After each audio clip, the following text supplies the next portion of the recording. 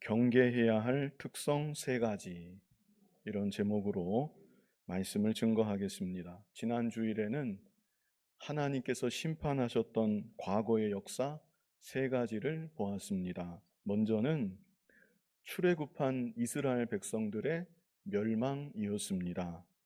이스라엘 백성들은 애굽에서 400년 동안 종살이를 하다가 그 가운데 해방이 되는 하나님의 큰 은혜를 경험하였습니다.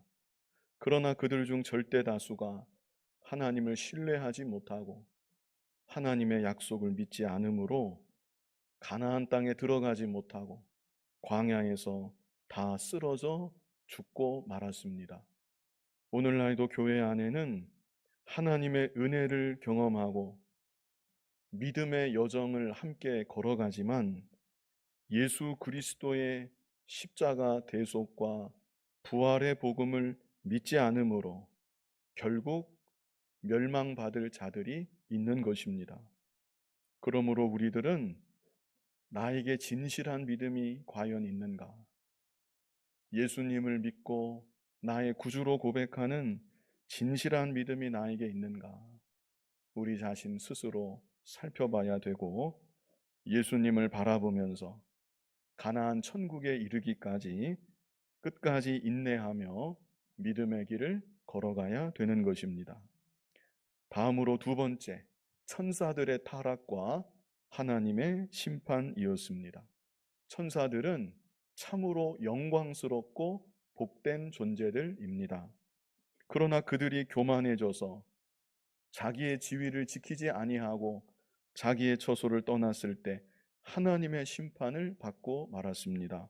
오늘날 우리들은 하나님께서 있게 하시는 나의 지위가 있고 나의 처소가 있다는 것을 바로 알고 겸손하게 나의 자리를 잘 지켜야 되는 것입니다. 마지막으로 세 번째, 소돔과 고모라의 멸망이었습니다. 소돔과 고모라는 그 당시 발달하고 번영했던 도시였습니다. 그러나 그들이 성적으로 음란하고 방탕하고 무엇보다 동성애의 죄악까지 그 성에 만연하게 되었을 때 하늘에서 불이 내려와서 다 멸망당하고 말았습니다.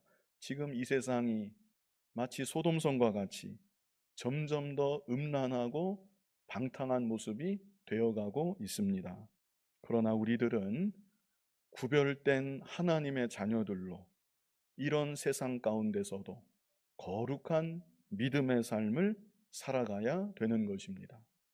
이제 이어지는 오늘 본문에는 제목 그대로 경계해야 할 특성 세 가지, 우리가 무엇을 경계해야 되는지 그 특성 세 가지를 오늘 본문이 말씀해 주고 있습니다. 지난 주일 본문이 역사적인 사건을 통해서 우리를 교훈해 주셨다면 오늘 본문은 잘못된 특성을 꼭 집어서 우리에게 말씀해 주시면서 우리를 교훈하고 있는 것입니다. 자, 본문 8절 같이 한번 읽어보겠습니다.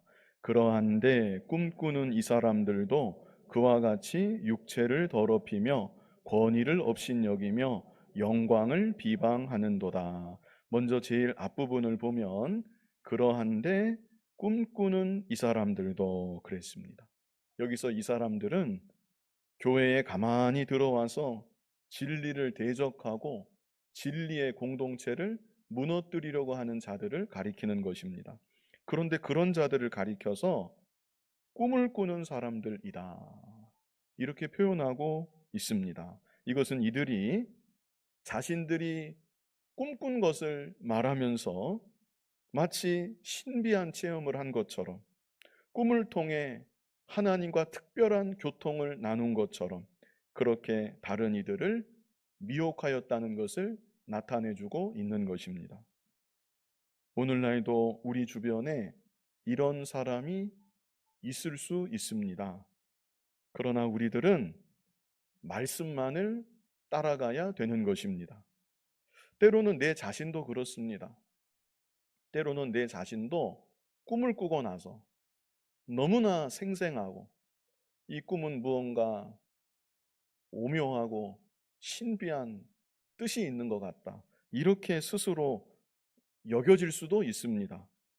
그러나 꿈은 그냥 꿈일 뿐입니다. 꿈에 무언가 특별한 의미를 부여하려고 해서는 안 되는 것입니다. 우리 신명기 이와 관련해서 신명기 13장 1절로 3절 우리 뜻을 생각하면서 신명기 13장 1절로 3절 우리 뜻을 생각하면서 같이 읽어보겠습니다. 너희 중에 선지자나 꿈꾸는 자가 일어나서 이적과 기사를 내게 보이고 그가 내게 말한 그 이적과 기사가 이루어지고 너희가 알지 못하던 다른 신들을 우리가 따라 섬기자고 말할지라도 너는 그 선지자나 꿈꾸는 자의 말을 청종하지 말라. 이는 너희의 하나님 여호와께서 너희가 마음을 다하고 뜻을 다하여 너희의 하나님 여호와를 사랑하는 여부를 알려하사 너희를 시험하심이니라. 아멘. 이 구약 시대는 꿈을 통해서 하나님께서 하나님의 뜻을 알게 하시는 경우도 혹 있었습니다. 그런데 그럼에도 불구하고 꿈꾸는 자를 경계하라고 여기 이렇게 말씀해 주고 있습니다. 더구나 오늘날 신약 시대는 더 이상 하나님께서 꿈을 통해 우리에게 말씀해 주지 아니하십니다. 우리는 오직 기록된 말씀을 통해서 그리고 성령의 조명하심을 통해서 하나님의 뜻을 분별해야 되는 것이고 그 뜻에 순종하며 나아가야 되는 것입니다. 자, 이제 다시 본문으로 돌아와서 8절 후반절을 보면 경계해야 될 특성 세 가지가 여기 한꺼번에 다 나와 있습니다. 자, 8절 후반절을 보면 어떤 말씀이 있습니까? 육체를 더럽히며 권위를 업신여기며 영광을 비방하는 도다. 세 가지가 차례대로 나와 있지요. 이제 이 시간 하나씩 보고자 하는데요. 자, 첫 번째는 육체를 더럽힌다입니다. 육체를 더럽힌다. 이것은 육체적인 범죄, 특별히 음란하고 방탕한 성적인 죄악을 말하는 것입니다. 그 실제 이단들을 보면 음란 방탕의 열매가 나타나는 경우가 참 많습니다. 그런데 안타까운 것은 그럼에도 불구하고 분별하지 못하고 그 안에 빠져서 헤어나오지 못하는 일들이 무척 많다는 것입니다. 그러나 우리들은 이 말씀을 통해서 분명히 알아야 합니다. 음란하고 방탕한 열매가 나타난다. 만약 그렇다면 다른 것은 볼 게 없습니다. 다른 것은 아무리 좋은 면이 있고 은혜 받은 것 같고 그렇다 할지라도 일단 음란하고 방탕한 열매가 나타난다. 그렇다면 그것은 마귀의 역사이다. 마귀의 역사인 줄 바로 알고 분별할 수 있어야 되는 것입니다. 만약 교회 안에 목사나 장로에게 이런 열매가 나타났다. 그렇다면 어떻게 해야 되겠습니까? 만약 그렇다면 그 당사자가 자신의 죄를 자복하고 자기 자리에서 물러나야 하나님 앞에서나 교회 앞에서나 바로 하는 것입니다. 그러나 그렇지 않을 경우 그때는 성도들이 공식적으로 문제를 제기해야 합니다. 목사와 장로에 대한 다스림은 개교회가 감당하기 어렵기 때문에 성도들이 노회나 총회에 보고해서 치리받도록 해야 그것이 바로 하는 것입니다. 그저 사랑이다 하면서 죄를 은폐하려고 하고 무조건 포용하려고 하는 것은 잘못하는 것입니다. 물론 마음으로라야 멸시하지 말고 나도 얼마든지 저런 죄에 빠질 수 있다. 자기 자신도 겸손히 돌아보아야 마땅하지만 드러난 죄의 문제에 있어서는 무엇보다 첫 번째 경계해야 할 특성인데 이와 직접적으로 관련된 죄의 문제라면 철저히 경계하고 치리해야 그것이 바로 하는 것입니다. 세상은 점점 더 죄악으로 가득해져 가고 있고 온갖 종류의 죄악들이 교회 안으로까지 넘실거리며 들어오려 하고 있습니다. 이러한 때 교회는 무엇보다 말씀의 기준에서 분명하게 선을 그어야 되고 죄의 문제를 철저히 다스려 나아가야 되는 것입니다. 그렇지 않으면 교회가 속화되는 것이고 교회의 생명과도 같은 진리가 무너지고 마는 것입니다. 우리는 개인적으로도 주변에 성적인 죄를 일삼는 사람, 그런 일을 아무 죄의식 없이 떠벌리는 사람, 그런 사람과는 거리를 두고 경계할 필요가 있습니다. 아무리 다른 면으로는 좋은 면이 많다고 할지라도, 또 나에게 정말 잘해주고 나를 잘 도와주는 사람이라 할지라도 그런 사람과 어울려서는 안 되는 것입니다. 그런 사람과 어울리면 자기도 알게 모르게 영향을 받기가 쉽습니다. 물론 전도하는 것이 목적이라면 그런 사람과 만남을 가질 수도 있습니다. 그러나 그때에도 경계심을 늦추지 말고 어디까지나 그 영혼을 사랑하고 불쌍히 여기는 마음으로 기도하면서 다가가야 될 것입니다. 그리고 내 자신에 대해서도 이 육체적인 죄악에 빠지지 않도록 이 세상 사는 동안 선을 분명하게 긋고 각별히 조심하며 살아가야 되는 것입니다. 요셉이 애굽의 총리가 되어서 한 시대 하나님께 정말로 귀하게 쓰임을 받았습니다. 요셉이 그렇게 귀하게 쓰임 받았던 것은 물론 하나님의 은혜입니다. 하나님의 은혜로 하나님께서 친히 요셉을 기르셨고 때가 되면 하나님께서 요셉을 붙잡으시고 하나님 나라 위하여 귀하게 사용하여 주셨던 것입니다. 그러나 우리들이 요셉에 대해서 생각해 볼 때 요셉이 총리가 되기 이전에 요셉에게 나타나는 참 귀한 믿음의 열매들이 많이 있었다는 것, 우리가 이것을 잊어서는 안 됩니다. 그 중에 결정적인 한 가지는 보디발의 아내가 미혹할 때 요셉이 그 미혹에 넘어가지 않았던 것입니다. 만약에 요셉이 그때 그 미혹에 넘어갔더라면 그 이후 요셉의 일생이 어떻게 전개되었을지 우리는 알 수가 없습니다. 그러나 요셉은 가장 혈기왕성했던 그 시절, 어쩌면 가장 취약할 수밖에 없었던 그런 정황 속에서도 은밀하게 다가오는 유혹을 뿌리치고 하나님 앞에서 믿음을 지키며 나아갔던 것입니다. 지금 이 시대 다른 많은 죄악들이 물론 있지만 특별히 성적인 죄악, 음란하고 방탕한 죄악으로부터 거룩하게 구별이 된다면, 그러면 그럴수록 하나님께서 그 사람을 더욱 귀하게 사용하여 주신다. 저는 이 확신을 갖고 있습니다. 특별히 자라나는 우리 자녀들이 세상 풍조와 가치관에 쉽게 넘어가지 말고 하나님의 자녀들로서 바른 기준과 바른 분별력을 가지고 구별되게 자라나고, 그래서 하나님께 더욱 귀하게 쓰임받기를 간절히 소망합니다. 우리 잘 아는 구절인데요, 지난 수요일에도 같이 읽었던 구절입니다. 고린도전서 6장 18절로 20절, 우리 뜻을 생각하면서 같이 읽어보겠습니다. 음행을 피하라. 사람이 범하는 죄마다 몸 밖에 있거니와 음행하는 자는 자기 몸의 죄를 범하느니라. 너희 몸은 너희가 하나님께로부터 받은 바 너희 가운데 계신 성령의 전인 줄을 알지 못하느냐. 너희는 너희 자신의 것이 아니라 값으로 산 것이 되었으니 그런즉 너희 몸으로 하나님께 영광을 돌리라. 아멘.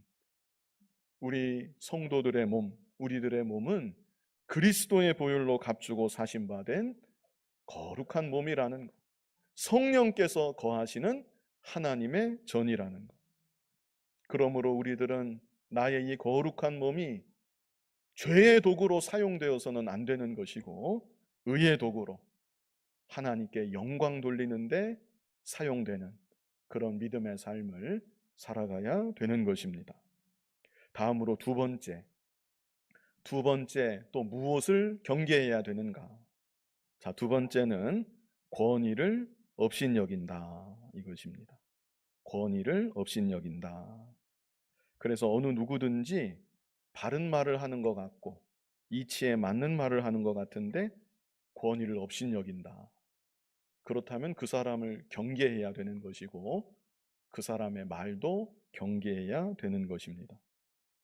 지난 주일에도 유다서 본문을 통해서 우리가 보았지만 이스라엘 백성들, 그들이 모세의 권위를 업신여겼던 것입니다. 그리고 타락한 천사들은 천상에서 하나님의 권위를 업신여겼던 것입니다. 마지막으로는 소돔과 고모라, 그 성에 살던 사람들, 그들은 롯의 권위, 그리고 롯의 집에 찾아왔던 천사들의 권위, 그들도 역시 권위를 업신여겼던 것입니다. 모든 권위의 배후에는 하나님이 계십니다. 그러므로 권위를 업신여기면 자기 자신이 바로 설 수 없을 뿐 아니라 하나님께서 기뻐하지 아니하십니다. 우리 로마서 13장 1절 같이 한번 로마서 13장 1절 같이 읽어보겠습니다. 각 사람은 위에 있는 권세들에게 복종하라. 권세는 하나님으로부터 나지 않음이 없나니 모든 권세는 다 하나님께서 정하신 바라. 아멘. 그러므로 우리들은 권위를 업신여기는 자가 되지 말고 권위를 존중하는 자가 되고 진리 안에서 권세 앞에 순종할 수 있는 성숙한 믿음의 사람들이 되어야 합니다. 특별히 이 시대에 권위가 다 땅에 떨어지는 시대가 되었습니다. 그래도 전에는 가정에서 아버지의 권위가 있고 할아버지의 권위가 있고 이 어른의 권위가 가정에 있었고 학교에서는 선생님의 권위가 있었고 사회에서도 그 위치에 따른 권위가 다 있었는데 이제는 그런 것들이 마치 유물처럼 다 사라지고 있습니다. 이런 모습을 보면서 우리 사회가 점점 서구화되어 간다 이렇게 말하기도 하는 것 같은데 그렇지 않습니다.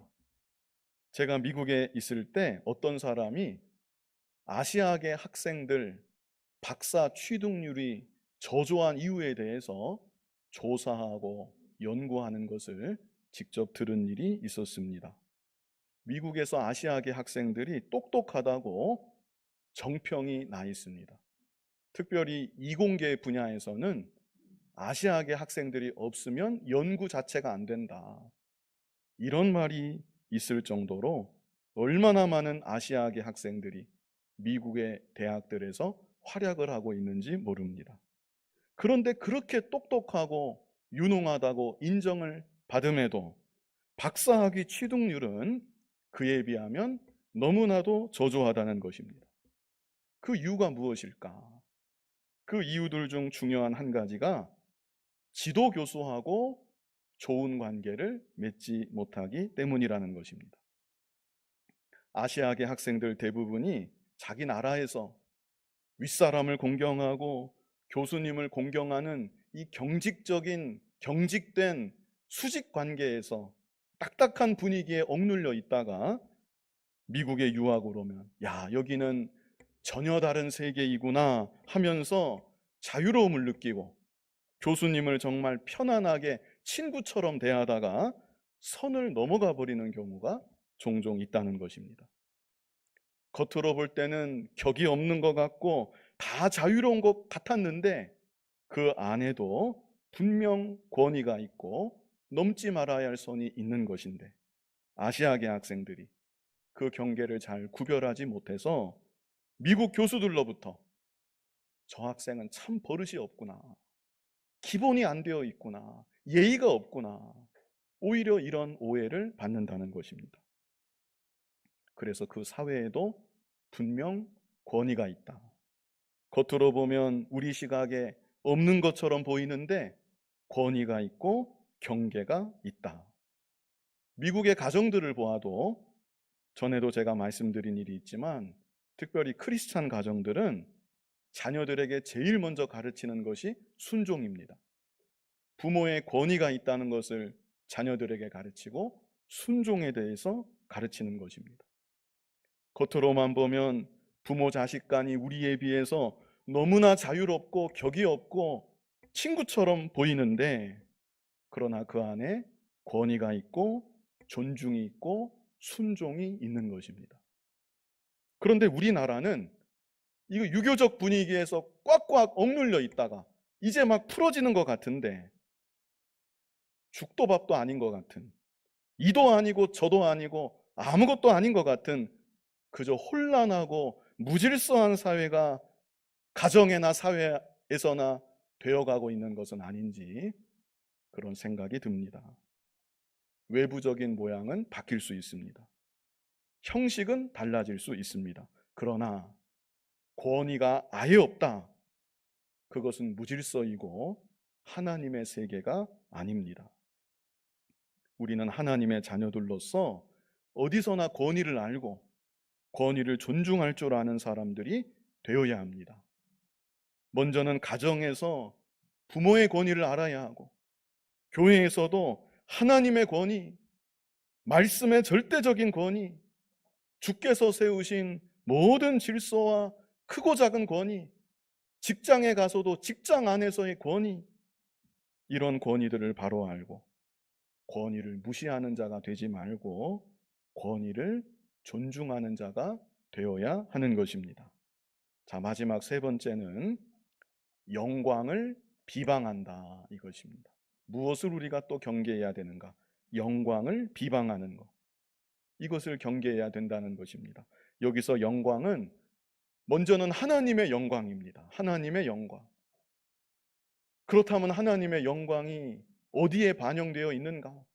그래서 이 영광은 교회의 영광, 그리고 사도들과 하나님께서 세우신 교회 일꾼들의 영광까지 말하는 것입니다. 하나님의 영광이 하나님의 기관에 그리고 세우신 직분들 위에 있는 것입니다. 그런데 누군가가 교회를 비방하고 교회의 일꾼들을 비방하고 다른 성도들을 비방한다. 그렇다면 그 사람을 경계해야 되는 것입니다. 그렇지 않고 여과 없이 다 듣고 마음으로 다 받아버리면 자기 신앙에 손해가 나는 것입니다. 제가 지난 주간에 정말 우연히 어떤 연예인이 자신의 소신을 밝히는 내용을 유튜브에서 짤막하게 본 일이 있습니다. 이 말씀을 묵상하고 생각하다가 그 유튜브에 제목 하나가 눈에 확 들어와서 이게 뭔가 하고 누르고 보았는데 그 연예인이 이런 말을 하는 것입니다. 그 연예인이 하는 말입니다.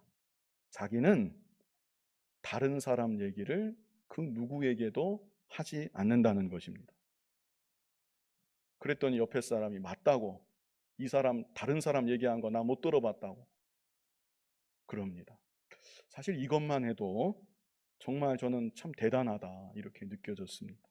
그 복잡한 연예계에서 소문이 얼마나 많고 들리는 소리가 얼마나 많을 텐데 그 세계에서 다른 사람에 대해서 누구에게 말하지 않는다. 그런데 더 놀라운 것은 누군가 자기에게 와서 다른 사람에 대한 말을 하면 나는 그 시로부터 그 사람을 멀리한다. 나의 관계에서 제외시킨다. 그 연예인이 그런 말을 합니다. 심지어 어떤 사람이 자기에게 와서 아무개가 당신에 대해서 나쁜 말을 합니다. 그런 말을 해줘도 그 말 해주는 그 사람을 멀리한다. 이제까지 수많은 사람들을 만나오면서 내가 어떤 사람을 경계해야 되고 어떤 사람을 멀리해야 하는가, 그 연예인 철학인지 뭔지 그 첫 마디가 남의 얘기 잘하는 사람, 나에게 와서 당신에 대해서 누가 이런 말 저런 말 하더라, 그런 말 해주는 사람조차 멀리해야 한다. 믿을 사람이 아니라는 것입니다. 결국 자신에게 손해를 끼치고 만다는 것입니다. 그 연예인이 남자고 나이가 그렇게 많지는 않은 것 같은데 예수님을 믿는 사람인 건지 도대체 무슨 배경에서 그런 말을 했는지 그건 제가 알 수 없지만 한 1분 정도 제가 그걸 봤나 싶습니다. 그 말하는 것을 듣고 좀 그 사람이 달리 보였습니다. 근데 하물며 주께서 세우신 주님의 몸된 교회를 비방하고 주께서 세우신 일꾼들을 비방하는데 이 말이 비방인지 좋은 말인지 구별하지도 않고 그냥 다 듣고 마음으로 다 받으면 그것은 안 되는 것입니다. 사랑하는 마음을 갖고 안타까운 마음을 갖고 말하는 것과 그냥 비방하는 것은 엄연히 다릅니다. 전자는 듣는 이에게 은혜를 끼칩니다. 들으면 들을수록 은혜가 되고 들으면 들을수록 교회 사랑하는 마음이 나오고 같이 안타까워하면서 교회를 위해서 기도하게 되고 그래서 들으면 들을수록 자기 신앙에 유익이 되는 것입니다. 그러나 반대로 후자는 듣는 이에게 불신의 싹이 나오게 하고 교회를 오히려 멀리하게 만들고 믿음이 오히려 퇴보하게 만들고 연약한 성도라면 아예 실족하게도 만들 수가 있습니다. 둘 중에 무엇인지 들어보면 아는 것이고 열매를 보면 알 수가 있는 것입니다. 계속 이어지는 본문은 이 영광을 비방하는 사람, 경계해야 한다, 이 마지막 특성을 특별히 강조하며 말씀하고 있습니다. 그래서 9절로 10절에 비방에 대해 좀 더 여기 말씀하는 것을 볼 수가 있습니다. 본문 9절 같이 읽어보겠습니다. 천사장 미가엘이 모세의 시체에 관하여 마귀와 다투어 변론할 때에 감히 비방하는 판결을 내리지 못하고 다만 말하되 주께서 너를 꾸짖으시기를 원하노라 하였거늘. 우리가 알 수 없는 영계에서 모세가 죽은 다음에 모세 시체에 대한 변론이 있었던 것 같습니다. 모세는 특별히 하나님께 쓰임 받았던 인물이었기 때문에 혹이라도 이스라엘 백성들이 그 시체를 귀하게 여기고 우상시하고 그러다가 실족할 우려가 있겠기에 하나님께서 아예 모세 시체를 치워버리도록 그렇게 하셨던 것 같습니다. 그런데 그 과정에서 정확한 이유는 모르겠지만 천사장 미가엘하고 마귀하고 다툼이 생기고 변론이 생겼던 것입니다. 옳고 그름을 따지자면 당연히 천사장이 옳았을 것입니다. 그러나 그럴지라도 이 미가엘 천사장이 마귀를 향해서조차 감히 비방하는 판결을 자기가 직접 내리지 못하였다. 대신 미가엘 천사장이 뭐라고 했습니까? 주께서 너를 꾸짖으시기를 원하노라. 권세가 있고 의로운 미가엘 천사장조차 마귀를 향해서도 함부로 비방하지 못하고 자기가 결정짓는 판결을 내리지 못했습니다. 하나님이 계시기 때문에 자기가 그렇게 하지 못했던 것입니다. 그런데 꿈꾸는 이 사람들은 영광을 비방한다. 서슴없이 비방한다. 하나님께서 세우신 권위를 무시하고 영광을 무시하고 서슴없이 비방을 하고 자기가 재판관인 것처럼 다 재단하고 판단을 한다는 것입니다. 우리 마지막 10절 같이 읽어보겠습니다. 이 사람들은 무엇이든지 그 알지 못하는 것을 비방하는도다. 또 그들은 이성 없는 짐승같이 본능으로 하는 그것으로 멸망하느니라. 정확히 알지 못하면서 그러면서 비방하고 단편적으로 비방하고 또 진리를 깨닫지 못했으면서 자기 생각대로 육신의 생각대로 비방을 한다는 것입니다. 또 그들은 이성 없는 짐승같이 본능으로 하는 그것으로 멸망하느니라. 이것은 본능을 따라 산다. 이것을 말해주는 것입니다. 우리 인간에게는 본능이 있고 본능만 있는 것이 아니라 이성도 있습니다. 그래서 예수님을 믿지 않아도 이성으로 본능을 조절하고 본능을 통제하면서 살아가는 사람들이 있습니다.